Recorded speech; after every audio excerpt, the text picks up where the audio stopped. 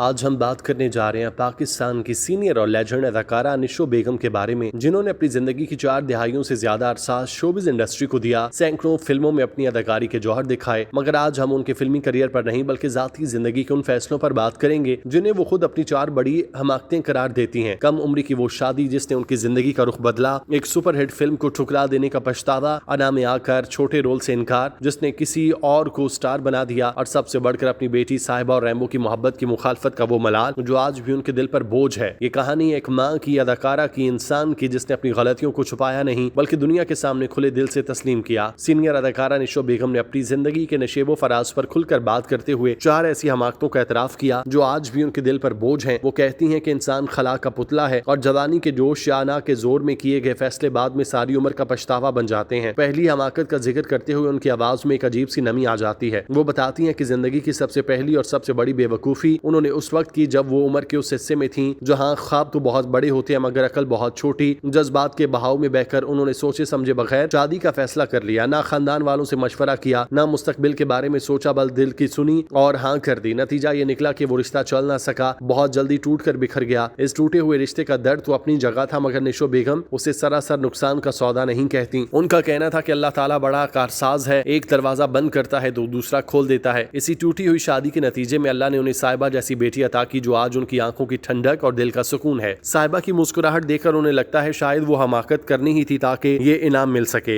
इसके बाद वो अपनी दूसरी हमाकत का किस्सा छेड़ती हैं और ये किस्सा उनके फिल्मी करियर के अरूज के जमाने का है। वो दिन थे जब निशो बेगम का नाम ही फिल्म की कामयाबी की जमानत समझा जाता था। प्रोड्यूसर्स की लाइन लगी रहती थी। उन्हीं दिनों उन्हें पश्तो फिल्म दुल्हन एक रात की में मरकजी किरदार की पेशकश हुई। स्क्रिप्ट अच्छा था, टीम भी मजबूत थी, मगर मसला ये था कि इस दौरान वो एक और फिल्म नेक परवीन साइन कर चुकी थी। निशो बेगम को इल्जाम था कि उनका अंदाजा कभी गलत नहीं हो सकता। उन्होंने कैलकुलेशन लगाई कि नेक परवीन का मौजू ज्यादा जानदार है, उसके गाने ज्यादा हिट होंगे, यही फिल्म बॉक्स ऑफिस पर धूम मचाएगी। इसी वजह से उन्होंने दुल्हन एक रात को ठुकरा दिया, मगर फिल्म बिनों की अदालत का फैसला कुछ और था। जब दोनों फिल्में रिलीज हुई तो नेक परवीन पहले ही हफ्ते में जमी बोस हो गई, लोगों ने बुरी तरह मुस्तरद कर दिया। दूसरी तरफ दुल्हन एक रात की ने वो कारोबार किया कि प्रोड्यूसर के वारे न्यारे हो गए। हर सिनेमा हाउसफुल, हर गली में उसके चर्चे, हर जुबान पर उसका नाम। निशो बेगम कहती हैं कि उस दिन उन्हें अंदाजा हुआ कि गुरूर का सर हमेशा नीचा होता है और इंसान की सोच से बढ़कर अल्लाह की प्लानिंग होती है। वो आज भी सोचती हैं कि काश मैंने दोनों फिल्में कर ली होती या कम से कम दुल्हन एक रात की को हाथ से ना जाने दिया होता। फिर बारी आती है तीसरी गलती की जो उनकी पेशा वराना अनाज से जुड़ी है। ये फिल्म तलाश का जमाना था। इस फिल्म की कास्ट बहुत शानदार थी। लीड में शबनम जैसे मलका जज्बात थी, साथ मुमताज बेगम जैसी मजबूत अदाकारा। निशो बेगम को उसमें तीसरी हीरोइन का किरदार ऑफर हुआ। किरदार क्या था? बस एक कवालन का रोल था जिसके 2-3 सीन थे और एक कवाली थी। निशो बेगम उस वक्त स्टारडम के नशे में चूर थी। उन्होंने स्क्रिप्ट पढ़े बगैर कह दिया कि मैं शबनम के होते हुए साइड रोल क्यों करूं, ये मेरी तौहीन है, मेरा कद बहुत बड़ा है, मैं तीसरी हीरोइन नहीं बन सकती। यूं उन्होंने अकड़ कर इनकार कर दिया। वो रोल फिर नई इंडस्ट्री में आने वाली बाबरा शरीफ को मिल गया। जब फिल्म रिलीज हुई तो कयामत आ गई। बाबरा शरीफ ने उस छोटे से रोल में ऐसी जान डाली कि वो पूरी फिल्म पर हावी हो गई। खास तौर पर उस कवाली ने धूम मचाई। बच्चे बच्चे की जुबान पर वो कवाली थी और लोग सिनेमा सिर्फ वो सीन देखने जाते। वो फिल्म बाबरा शरीफ के करियर की बुनियाद बनी और उन्हें रातों रात स्टार बना गई। निशो बेगम कहती हैं कि उस दिन उन्हें समझ आई किरदार का छोटा बड़ा होना मानी नहीं रखता, उसे निभाना मानी रखता है। एक सच्चा अदाकार एक सीन में रहकर भी वो कर सकता है जो दूसरे पूरी फिल्म में ना कर सकें। ये पछतावा उन्हें आज भी है कि मैंने अपनी अना में आकर एक तारीखी किरदार को लात मारी। और आखिर में वो चौथी और सबसे तकलीफदेह हमाकत का जिक्र करती हैं जिसका जख्म आज भी हरा है। ये किस्सा उनकी सबसे अजीज मता यानी उनकी बेटी साहिबा से जुड़ा है। जब साहिबा और रैम्बो की दोस्ती के चर्चे फिल्मी दुनिया में होने लगे और दोनों का अफेयर जुबान ज़द-ए-आम हो गया तो माँ होने के नाते निशो बेगम को तशवीश हुई। उन्हें डर था कि शोबिस की चकाचौंध में ये मोहब्बत कहीं वक्ती जज्बात ना हो, कल को उनकी बेटी का दिल टूट जाएगा। इस डर से उन्होंने माँ का इख्तियार इस्तेमाल करते हुए साहिबा पर सख्तियां शुरू की। सबसे पहला हुक्म दिया कि आइंदा साहिबा और रैम्बो किसी फिल्म में एक साथ काम नहीं करेंगे। उन्होंने साहिबा को घर बिठा दिया और रैम्बो से मिलने जुलने पर पाबंदी लगा दी। उन दिनों लेजेंडरी मैडम शमीम आरा साहिबा की सरपरस्ती बनी हुई थी। जब उन्हें इस बात का पता चला वो सीधा निशो बेगम के पास आई। निशो बेगम बताती हैं कि शमीम आरा ने मुझे बहुत डांटा, समझाया। उनका कहना था कि निशो तुम होश करो, तुम अपनी अना की तस्कीन के लिए अपनी बेटी की खुशियों का गला घूंट रही हो। ये दोनों एक दूसरे के लिए बने हैं, इनकी जोड़ी को अल्लाह ने बनाया है। तुम रुकावट बनोगी तो याद रखना बेटी की बद्दुआ लगेगी। मगर उस वक्त माँ की ममता पर खौफ हावी था और उन्होंने किसी की ना सुनी। मगर सच को कौन रोक सकता है। वक्त गुजरा और साहिबा और रैम्बो ने सब रुकावटें तोड़ दी। उन्होंने ना सिर्फ एक साथ फिल्मों में काम किया बल्कि एक दूसरे के होकर रहे। आज वो शोबिस की सबसे कामयाब, सबसे खुशहाल, सबसे मिसाली जोड़ी है। उनका घर माशाल्लाह मोहब्बत से भरा है। उनके बच्चे हैं, इज्जत है, शोहरत है। निशो बेगम कहती हैं कि आज मैं अपनी बेटी को अपने घर में रानियों की तरह राज करती देखती हूँ तो एक तरफ खुशी से आंखें भीग जाती हैं, दूसरी तरफ शर्मिंदगी से सर झुक जाता है। वो सोचती हैं कि काश मैं उस वक्त बेटी पर भरोसा करती, काश मैं उनकी मोहब्बत की दुश्मन ना होती, अगर मैंने शुरू से ही उनका साथ दिया होता तो शायद आज ये दोनों शोबिस की तारीख की सबसे बड़ी जोड़ी होते, शायद उनके क्रेडिट पर 100 से ज्यादा फिल्में होती। ये मलाल, ये पछतावा, शायद मरते दम तक मैंने अपनी सबसे बड़ी हमाकत अपनी ही बेटी के साथ की।